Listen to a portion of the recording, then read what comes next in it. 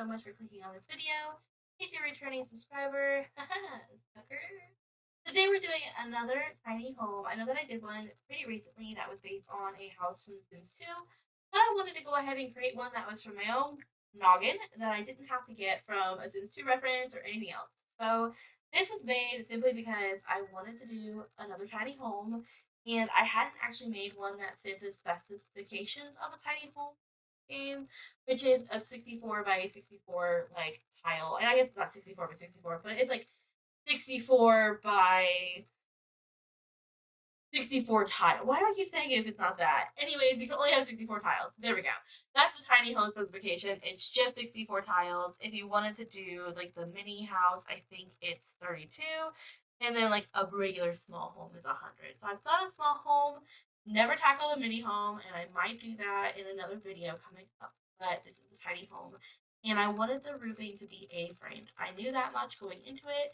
I wanted an A-frame on the outside because I think that it adds like just a unique look to it and it makes it look a little bit bigger than it actually is. It kind of hides the fact that it's pretty tiny behind it.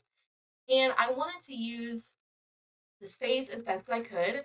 So later you'll see that on the A-frame side, I delete the walls that I had built around it and I let the A-frame be the walls. So we actually end up knocking a couple of tiles down, just a smidge, by doing that, and I think that was pretty clever of me if I do say so.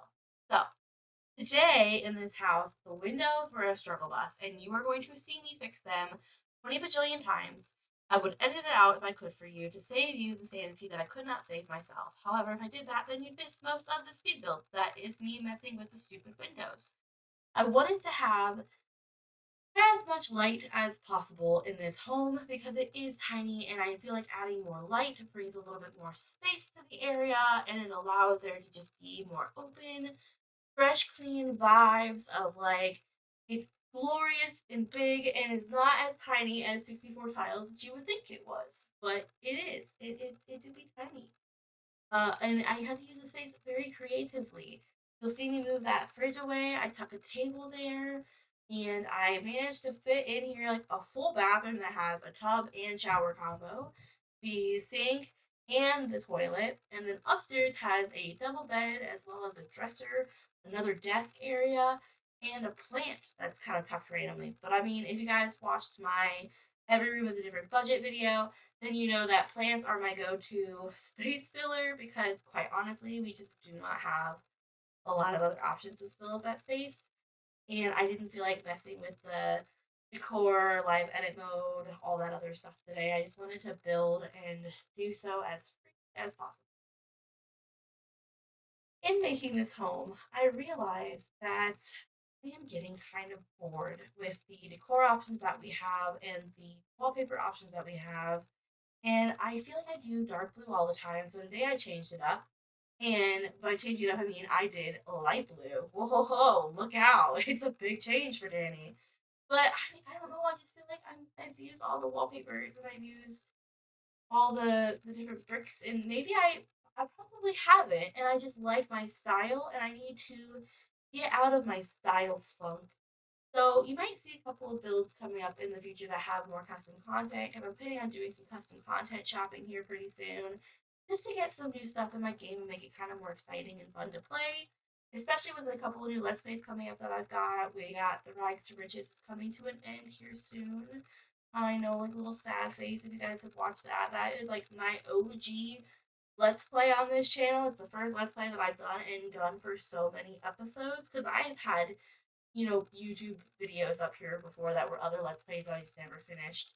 This is like the longest running one I've had. We're like on 14 episodes now, but we're getting into the final chapters before my teenage daughter Sophia ventures off into the world away from her family, her crazy dysfunctional family.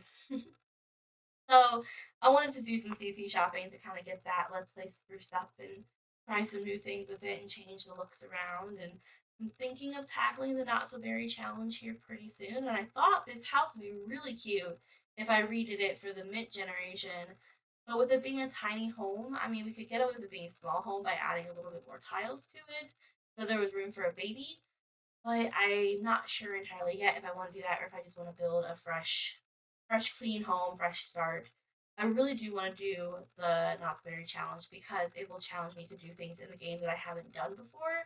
And I think I'm hitting that weird lull of just like, ugh, I don't really know what to do anymore. I've done the build, I've done, let's play and just doing something new, changing up a little bit. Since, there's some video ideas that I had that I just won't be able to continue doing. But there'll be more on that later. One thing at a time. Let's focus on this tiny home. I had to go back in and fix that roof because I had messed up when I tried adjusting it a little bit differently. One thing unique that I did with this house that I haven't done before is I put in a skylight. I don't use that tool very often when it comes to building, and I'm really glad that I used it this time because it was something different for me, and I liked the way that it turned out. It was a little hard to get the roofing the right way. There's some things I just wish we could fix in the Sims game, and one of those is the roofing, and the other one is the way that when you take out a wall and you put a railing there anyway, instead it like erases it, and then the roof comes through the wall, and it just ugh bothers me so much. I was watching a James Turner, like who used to be Sim Supply video on that, and he said, and this is like recent, like this is like his recent upload that he did like a day or two ago. He said that he noticed that being an issue at the Sims camp when the Sims 4 was originally coming out, you guys. When the Sims 4 was originally being made, and he got to go like play test it at the Sims camp. And he told them like, hey, there's this issue and it's really annoying. It should probably be fixed. And they're like, okay, like we'll look into it. And then now freaking like 5, 6 years later almost, nothing has been done about it. So it still happens where if you try to have like an open, lofty area with no flooring, the freaking roof comes through. And I mean, yes, you can, fiddle with the roof, but if you're like me and you only have the patience to sit down for like an hour tops right now because you get really tired afterwards, then like you don't have time for that. So it can't be as creative as you'd want it to be because I wanted to create like a little loft area in that upstairs bedroom and I couldn't because of the stupid issue with this stupid roof. And I just feel like they should fix it. But I have no control. I am just a simp who keeps giving them my money. So here we are. We work with what we have. I didn't mention it, but that balcony there, I kind of creatively problem solved because I wanted a little balcony area, but if we close it off, we would have lost our 64 tile limit for that tiny home. So I added bushes to the side of it and then put a railing through the bushes to make it look like there was bushes hiding the railing, even though there's actually not. So if your Sims were reckless, they could just jump off the side of that. Thank goodness that's not an option in the game because that would horrify me. I try to make it as realistic as possible when I build, but sometimes you have to just like work within the confines of the game. And I wanted a tiny home, but I wanted a balcony too. So that's the way that we got around that. Bookshelf from the Pastel Pop kit making another appearance in this build. I freaking love that kit so much. And originally lumped that together with the clutter kit, and I gotta say the clutter kit disappointing. Honestly, like it if you can download CC from the gallery, from not the gallery, but from like the Sims resource with clutter, just do that instead because that kit was nothing. It just oh, maybe other people liked it more. I set it so that I could see like everything that came with it, and it was like nothing. It didn't come with anything. I feel like a little bit off. I wish I would have read more reviews about that, but I was so excited about the pop kit, and I kind of feel like they released them together. People would lump them together and not notice how lacking the clutter kit was. Because y'all, it's not it. Was not it. As I'm decorating this tiny home, the idea of what Sim would live here started to kind of come into my mind. And I decided that it was somebody who really liked animals, really liked nature, was all about conservation and keeping their eco footprint like smaller and making sure that they did what they could for the animals. So I got that little like tiny frog rug in the bathroom and I decorated it in cute little colors with flowers and other like I don't know, I guess just like animal focus, like nature, colors, and vibes in here. And the sim that I made to live here is actually vegetarian, and she's like creative. So I just imagine she really likes gardening, and she likes advocating for those who need advocated for. I got the feeling she's very big on just making the world a better place than what she found it when she arrived. And that makes her sound like an alien. So maybe it's an alien, but in my mind, it was just somebody who was born and just wanted to make a change in the back, I wanted a little bit more of an extra like living space. So I add this patio in the back, and I'll put tiles down, but then I actually end up taking those out. Um Instead I put in terrain paint that I then connect like out towards like the river, and then I add them to the front just to give it more of like a not so furnished, but just like making the best use of the space as she could. And I put a grill out there along with some counter space because obviously inside there isn't a ton of space to do any cooking.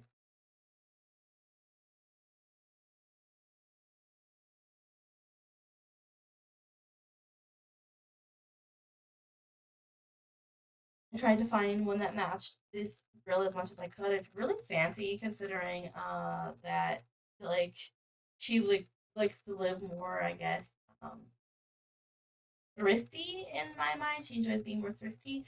And plus, after I put the grill in, I realized the sim that I actually moved in here was a vegetarian. So I was like, how much grilling is she actually going to do?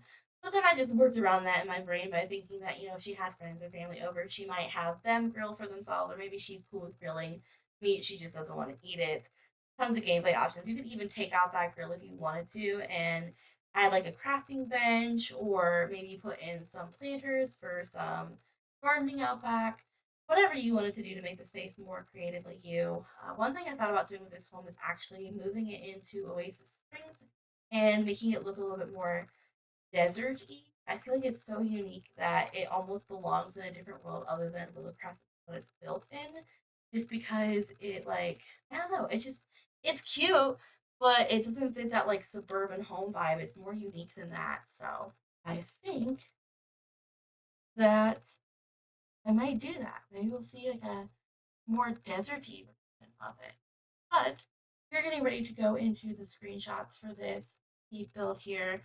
If you like this home, it will be available on the gallery, and you can find that under my gallery ID, Danibananiboo. I'm also on Instagram, brindletonbay.jpg, and you'll find tons of updates from me on Twitter about random nuggets that come into my brain and other updates for what I am doing in The Sims and videos that are coming out and all sorts of other stuff. But I hope that I will see you back here again. Please, if you would like to contribute to this video, I appreciate any comments, feedbacks. I just love to interact with you guys. It's such a small little community that we've got here, but I adore you all so much. The ones that I do recognize, liking my videos and commenting. It's always so exciting for me to see you guys there. So yeah, feel free to go ahead and comment or anything you want to say, and I'd be happy to respond. If you have any build ideas, I'm always looking for fresh new ideas because sometimes my brain is like, Whoa. But yeah, we'll see you in the next video.